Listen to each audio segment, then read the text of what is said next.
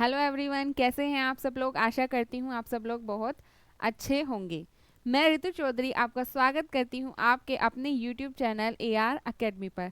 दोस्तों, हमने last class में किया था कैलेंडर का पार्ट 1, जिसमें हमने कुछ बेसिक चीज़ों को सीखा था। आज हम उसी का पार्ट करेंगे 2, जिसमें हम कुछ बेसिक क्वेश्चन करेंगे।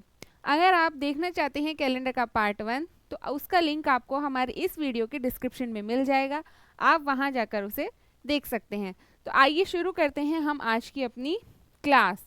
क्वेश्चन है हमारा फर्स्ट, जिसमें कह रहा है कि 30 दिन के महीने में ऐसे कितने दिन होंगे जो 4 से ज़्यादा बार आएंगे।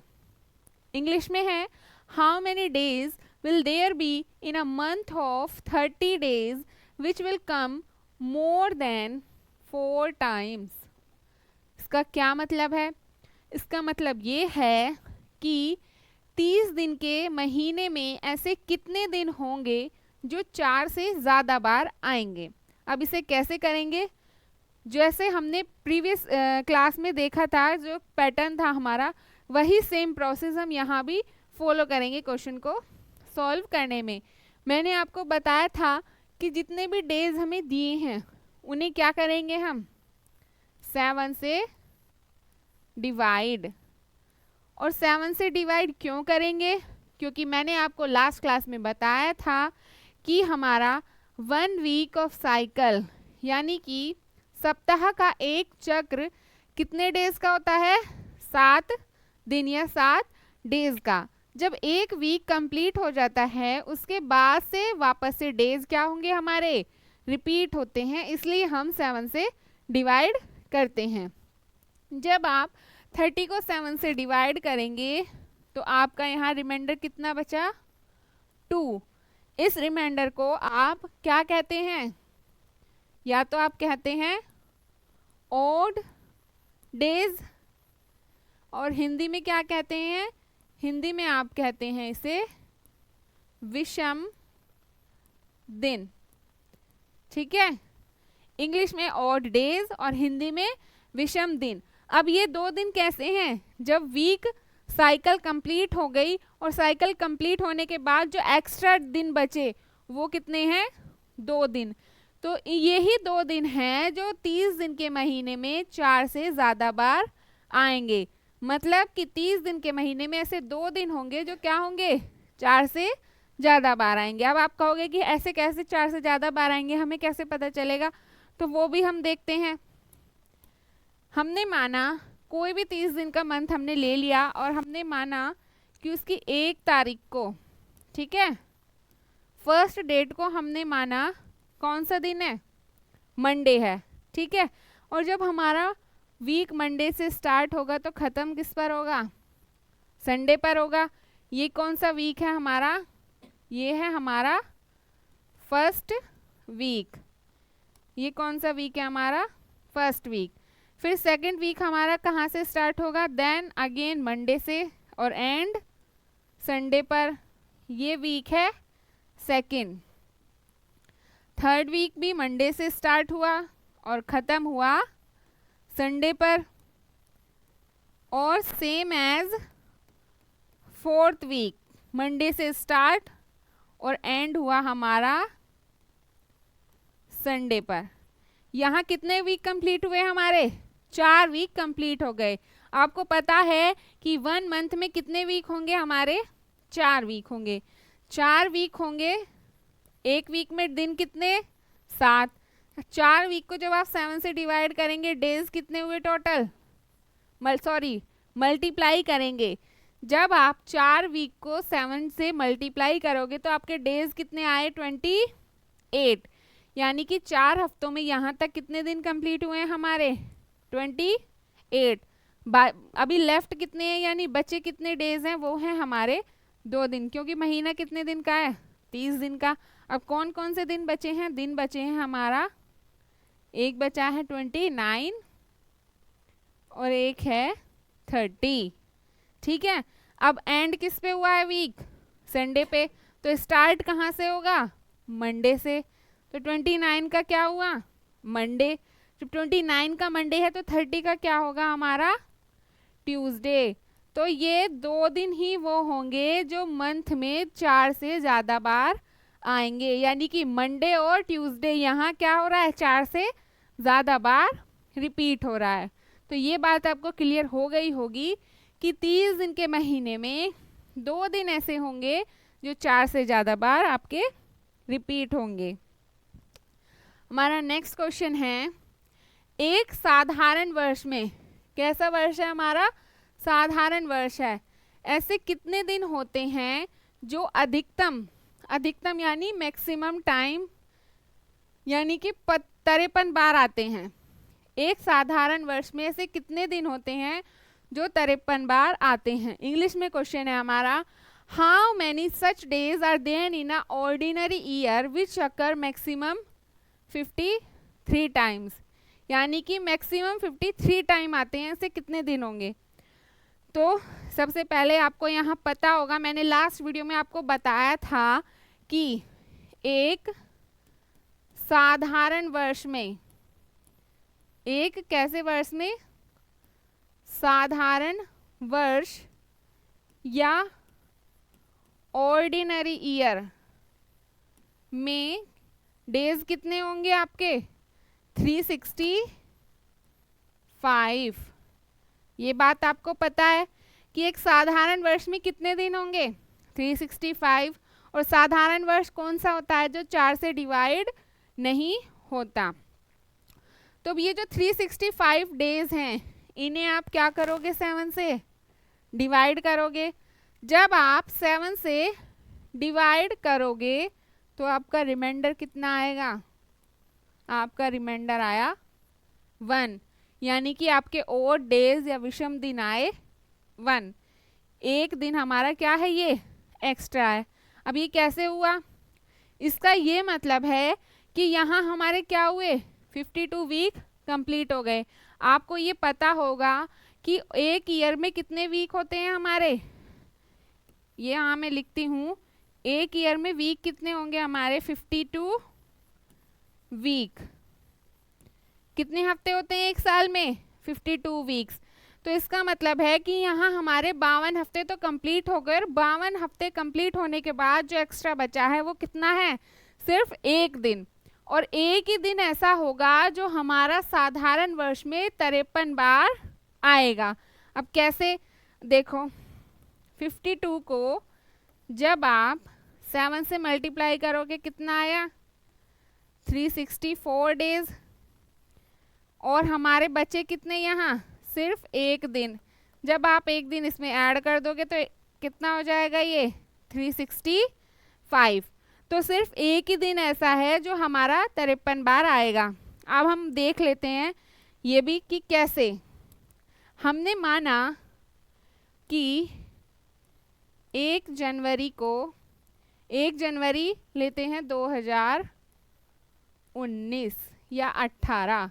हमने माना 1 जनवरी, यहाँ लिखते हैं 1 जनवरी 2018 का जो दिन है वो है हमारा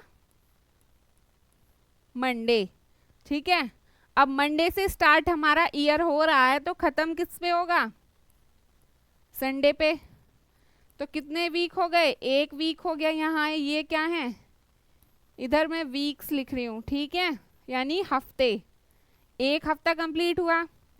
फिर मंडे से संडे अगला हफ्ता चला हमारा, 2 कंप्लीट हुए। मंडे से संडे 3 कंप्लीट हुए। ऐसे ही करते करते क्या हुआ, मंडे से संडे आया और वीक कितने कंप्लीट हुए हमारे, 52। जब हमारे 52 वीक कंप्लीट हो गए तो इसका मतलब है कि आपके यहाँ कितने डेज कंप्लीट हो गए हैं, 364 डेज यहाँ तक कंप्लीट हो गए। अब लास्ट डे बचा कौन सा, यानी कि ईयर का कौन सा लास्ट डे है हम यहाँ।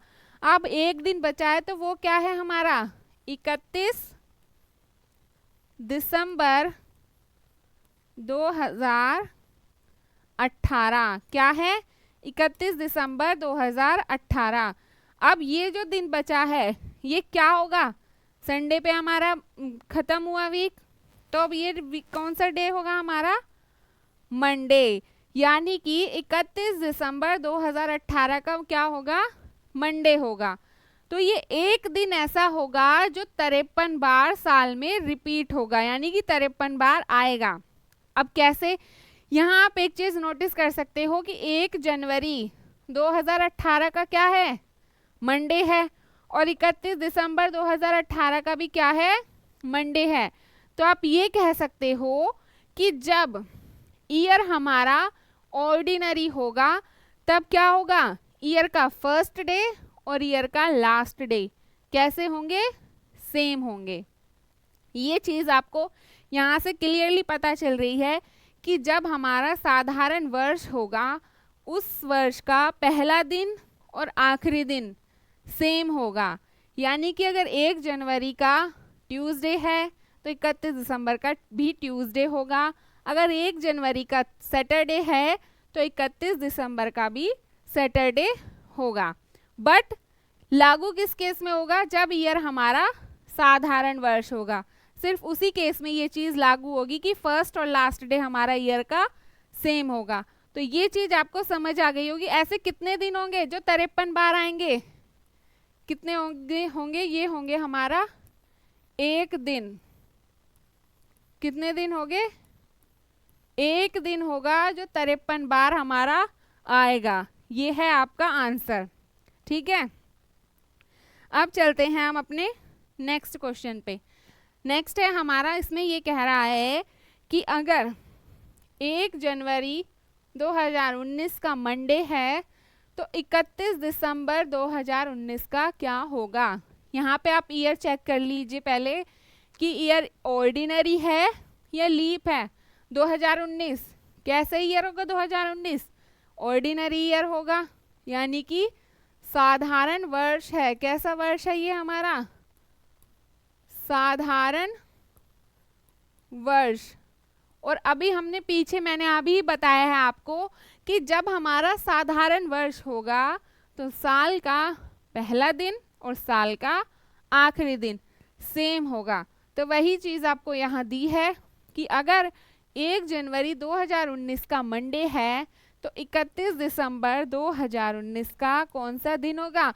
31 दिसंबर 2019 का भी क्या होगा? मंडे होगा। क्यों होगा? क्योंकि साधारण वर्ष में साल का पहला और आखिरी दिन सेम होगा। ये चीज आपको याद रखनी है। अब हम आते हैं अपने अगले क्वेश्चन पर। अगला क्वेश्चन क्या कह रहा है? एक लीप वर्ष में, क्वेश्चन को ध्यान से पढ़ना है। यहाँ कैसा वर्ष है हमारा? लीप वर्ष। ऐसे कितने दिन होते हैं जो अधिकतम 53 बार आते हैं? सेम है, बस क्या फर्क है? ईयर का फर्क है। लास्ट क्वेश्चन में क्या था? साधारण वर्ष था, और यहाँ है लीप वर्ष। लीप ईयर में ऐसे कितने दिन होंगे जो 53 बार आते हैं? सेम उसी पैटर्न से इसे भी हम सॉल्व करेंगे। कैसे? आपको ये मैंने बताया था कि लीप ईयर में कितने डेज होते हैं? लीप ईयर को आप या तो लीप वर्ष कह सकते हैं या फिर इसे आप अधिवर्ष भी कह सकते हो। ठीक है, या तो लीप वर्ष या अधिवर्ष, और इंग्लिश में लीप ईयर। आपको मैंने बताया था कि कितने डेज होते हैं लीप ईयर में? 366 डेज होते हैं हमारे लीप वर्ष में। तो इसे क्या करेंगे हम? 7 से डिवाइड करेंगे। 7 से जब आप इसे डिवाइड करोगे तो आपका ऑड डेज कितना आया? 2। ठीक है, ऑड डेज हमारे कितने आए हैं? 2। इस 2 का क्या मतलब है कि जो हमारे 52 वीक हैं वो कंप्लीट होने के बाद ये 2 क्या है हमारा? एक्स्ट्रा बचा है। यही वो 2 दिन हैं जो लीप ईयर में क्या होंगे? 53 टाइम्स आएंगे। अब ये कैसे आएंगे इसे भी हम दोबारा से देखते हैं। हमने मान लिया कि यहाँ देखते हैं 1 जनवरी 2016 का फर्स्ट डे मंडे है और लास्ट डे क्या होगा हमारा, संडे। ये हमारा फर्स्ट वीक कंप्लीट हुआ, ये है हमारे वीक, ठीक है। फिर दूसरा वीक कंप्लीट हुआ हमारा, मंडे से संडे खत्म हो गए, सेकेंड वीक कंप्लीट हुआ। मंडे से संडे हमारा थर्ड वीक कंप्लीट हुआ। ऐसे ही ये साइकिल चला और वीक कितने कंप्लीट हो गए, वीक हमारे कंप्लीट हुए 52, ठीक है। 52 वीक हमारे यहाँ कंप्लीट हो गए। इस 52 वीक का मतलब क्या है कंप्लीट होने का, यानी कि 52 वीक हैं हमारे। जब आप 7 से मल्टीप्लाई करोगे तो डेज कितने हुए, 364। कितने डेज हुए आपके, 364 डेज आपके हुए। और अभी बचे कितने हैं आपके, लीप ईयर में कितने दिन है, 366। जब आप इसमें आप 2 ऐड कर दोगे तो ये भी कितने हो जाएंगे, 366। यानी कि साइकिल से कितने दिन बाहर है हमारे, 2 दिन बाहर जा रहे हैं। तो यही वो 2 दिन होंगे जो 53 बार आएंगे। अब ये दिन कौन से हैं लास्ट में, जो लास्ट में हमारे 2 दिन बचे हैं, ये है हमारा, एक होगा 30 दिसंबर 2016 और एक होगा 31 दिसंबर 2016। अब लास्ट मंथ, लास्ट हमारा एंड किस पे हुआ था, वीक संडे पे। तो स्टार्ट कहाँ से होगा, मंडे से, और ये आएगा ट्यूसडे, ठीक है। तो ऐसे कितने दिन होंगे, ऐसे होंगे हमारे 2 दिन, 2 दिन होंगे जो हमारे क्या होंगे, 53 बार आएंगे। तो ये है आपका आंसर इस क्वेश्चन का, ठीक है। और ये 2 दिन हमारे क्यों आए हैं, क्योंकि लीप ईयर में फरवरी आपकी कितने दिन की होती है, 29 डेज की। उसी वजह से हमारा एक दिन लीप ईयर में बढ़ता है साधारण वर्ष में। साधारण वर्ष में फरवरी 28 डेज की और लीप ईयर में हमारी फरवरी है 29 डेज की, जिस वजह से हमारे एक्स्ट्रा दिन कितने हुए हैं यहाँ पे, 2 दिन। तो ऐसे लीप ईयर में 2 दिन होंगे जो 53 बार होते हैं, ठीक है। मंडे और ट्यूसडे, इसके अकॉर्डिंग मंडे और ट्यूसडे हैं। अगर वहाँ पे आपको डे या कुछ भी अलग दिया है तो उसके अकॉर्डिंग आप देख लेना कौन सा दिन होगा, पर दिन 2 ही होंगे हमेशा। आप देखते हैं आगे, आगे ये क्वेश्चन कह रहा है कि 1 जनवरी 2020 का अगर ट्यूसडे है तो 31 दिसंबर 2020 का क्या दिन होगा।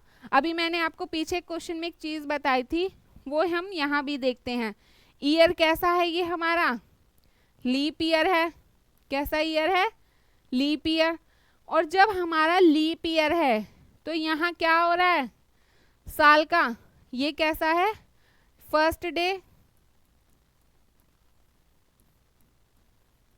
फर्स्ट डे, और ये है हमारा लास्ट डे।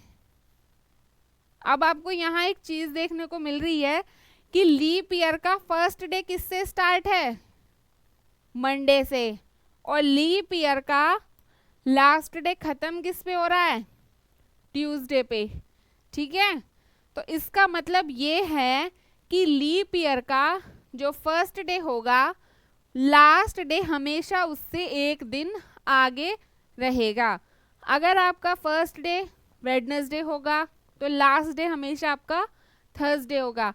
ये चीज़ आप कोई भी ईयर का कैलेंडर उठाना, पर ईयर कैसा होना चाहिए, लीप ईयर होना चाहिए।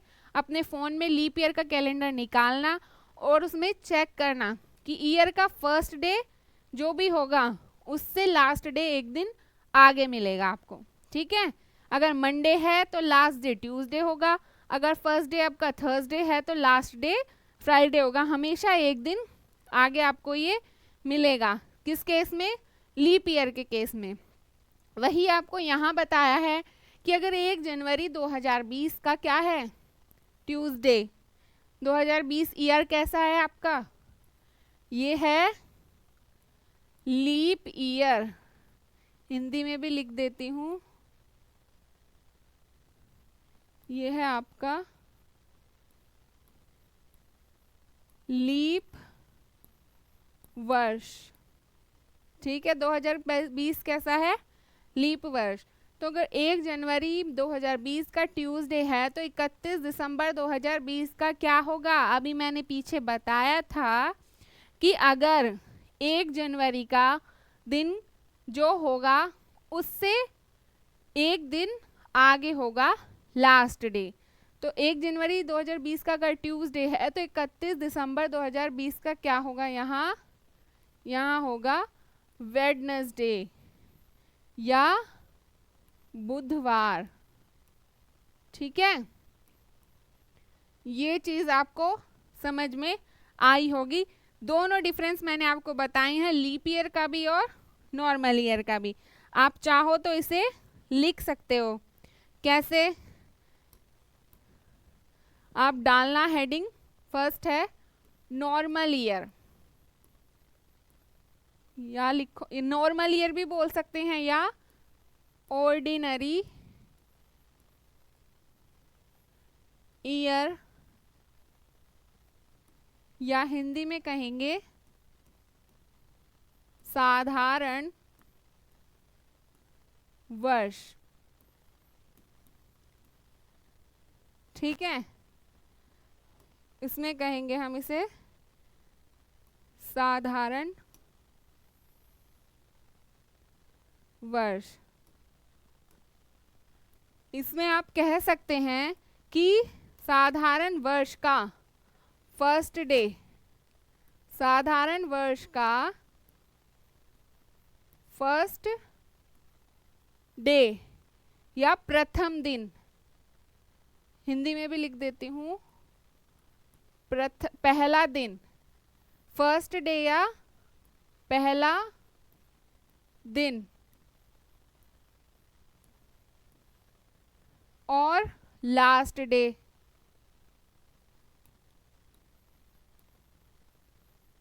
यानी कि अंतिम दिन।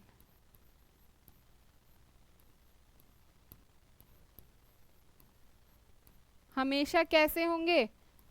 पहला दिन और लास्ट का दिन साधारण वर्ष में कैसे होंगे? सेम होंगे, सेम रहेंगे। ठीक है, यानी कि साधारण वर्ष में साल का पहला दिन और लास्ट का दिन, यहाँ आप डेट डाल लेना चाहे, मान लो 1 जनवरी 2015 यानी फर्स्ट डे, और 31 दिसंबर 2015 यानी लास्ट डे, हमेशा सेम रहेंगे। ठीक है, आप यहाँ लिख भी सकते हो, अगर 1 जनवरी 2015 का मान लो ट्यूसडे है, क्या है? ट्यूसडे है, तो आपका 31 दिसंबर 2015 का भी क्या होगा? ट्यूसडे ही होगा। ठीक है, ये चीज आपको याद रखनी है कि साधारण वर्ष में साल का पहला दिन और आखिरी दिन सेम रहेंगे, यानी कि जो पहला दिन है वही आखिरी दिन होगा। अब लिखते हैं हम आपका ऑर्डिनरी ईयर का, लीप ईयर का, सॉरी। अब लिखेंगे हम लीप ईयर का केस। लीप ईयर या अधि वर्ष या लीप वर्ष जिसे आप कहते हैं।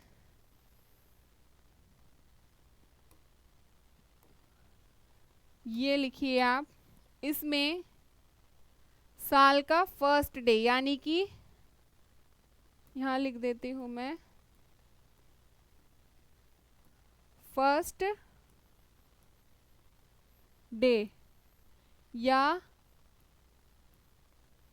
पहला दिन, और लास्ट डे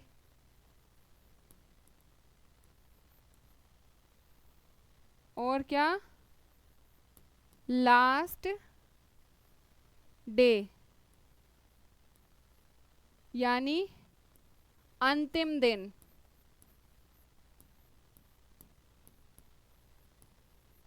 ये कैसे होंगे हमेशा? पहला दिन और अंतिम दिन हमेशा कैसे होंगे? ये हमेशा अलग होंगे, यानी कि इस दिन से ये दिन हमेशा नेक्स्ट होगा। क्या आएगा यहाँ? नेक्स्ट डे, यानी कि अगला दिन।